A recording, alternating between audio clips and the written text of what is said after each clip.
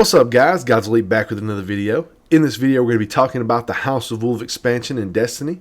Previously, we covered the Dark Below, and the interesting part, even though it was only 3 missions long, was that it tied directly into Vanilla Destiny's story. We found out that the Hive wanted to take over the Earth, and then in the expansion, we stopped them. House of Wolves, on the other hand, is not so nicely linked to the original story. The only real link that we have is the fact that after we bring the Eye of the Gate Lord back to the Queen so she can show us how to get into the Black Garden, she says that if she calls upon us in the future for a favor, that she expects us to answer. Well, she's called us. The fallen House of Wolves protected the Queen in the Reef with her awoken royal guard. And so when Skolas returned on the scene, being the leader of the House of Wolves, he decided to have them rebel against her and kill the awoken guards she had in the Reef. Then we're basically sent on pretty much a bounty hunt to track him down and to capture Skolas as he tries to turn all the remaining fallen houses to his side. Now, there are a ton of fallen houses in the lore, but there's only 4 of them for this story that we're really covering.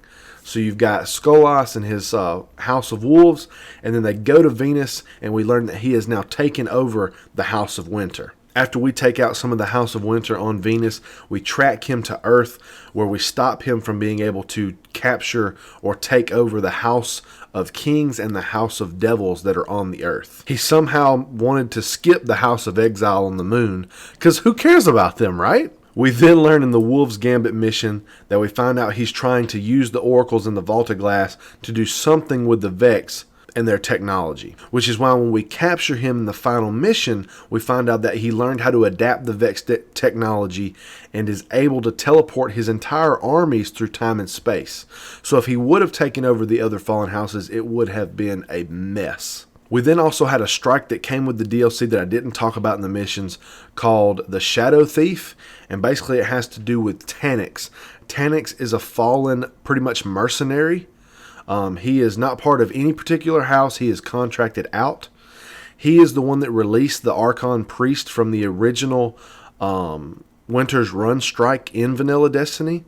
So he is the one that did all that. We just never knew it was him. And then he's also the person who killed the leader of the, I don't know if he was the leader of the Hunters, but the guy that was above Cade 6, Taniks is responsible for killing him before Cade 6 took his place. Now, Taniks took the Archon Priest out of the Prison of Elders, and that's kind of also a new thing that we got with the DLC was the Prison of Elders. And the Warden of the Prison of Elders is Varix, which he talks in some of the missions, and we meet him in the Reef. He is a fallen himself, and he has kind of a green garb. He is the last remaining member of the House of Judgment, and he narrates the prison in the arena style endgame that we have at the end of the DLC. And it rewards us with cool loot like the Queenbreaker's bow and the Lord of Wolves, which you saw in my playthroughs. But that's pretty much it. He basically took over a house, tried to take over the rest of them, used some Vex technology, and we took him out, had him captured by the Queen, and then we took him out again in the Prison of Elders.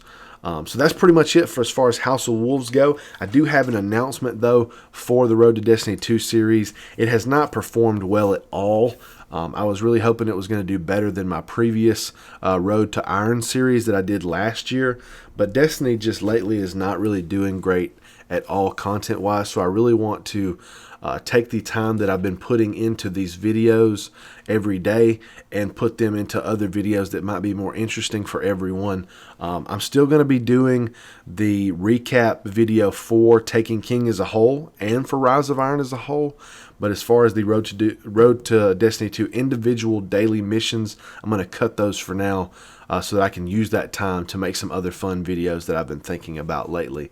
If you have any issues with that or any problems with that, let me know in the comments. Maybe I can post, one video that has a bunch of them together. Possibly it's just something to think about. But you can let me know in the comments, or if you just enjoy, the recap videos on the DLC pieces as a whole, let me know that in the comments. But if you did enjoy the video, leave a like, subscribe if you're not subscribed, and I'll see you guys in the next video.